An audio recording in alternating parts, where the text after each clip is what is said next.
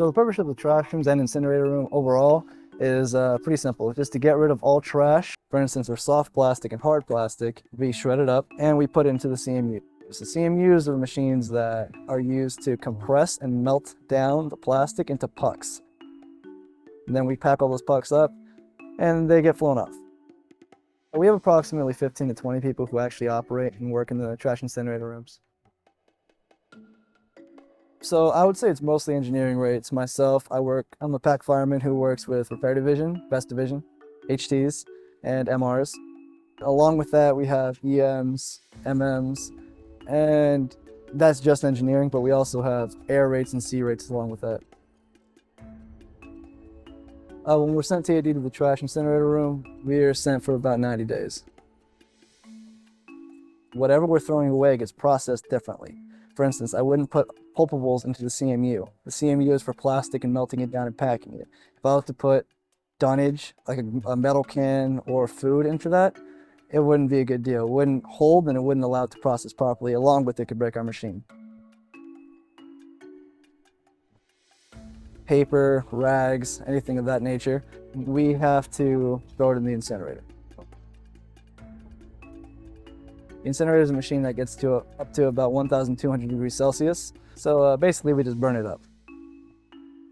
When it comes to throwing away trash, it is important to separate incinerator, pulpables, plastic, and dunnage into separate bags.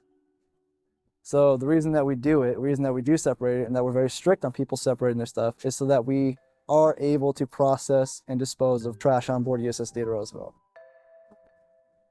If one of those machines breaks, for instance the pulper, if that alone breaks, we're going to have one more. And if both break, then we have nothing that we can do about it.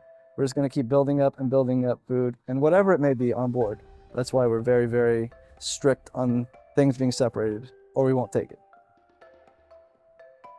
It is indeed essential for a couple of reasons. One would be to limit the spread of sickness on board. For instance, if you go to the galley, they're only allowed to have their food, trash down there for a limited amount of time because food spoils. And when food spoils, it tends to lead to a few bad things. For instance, sickness can come off of it, along with the horrible smell.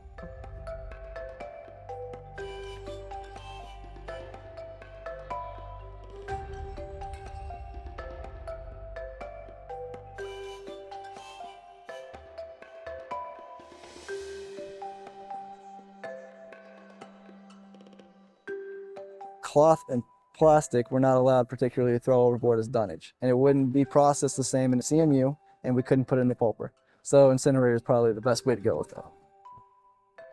Most people probably don't know is that there is a very particular reason for our timing, for our schedule when we're allowed to take trash, when we aren't. So the times that we have are set for a reason. 08:30 to 10 o'clock is the general populace, that's everybody. From 12:30 to 1800, that is galley. Then we're open from 1900 to 2030.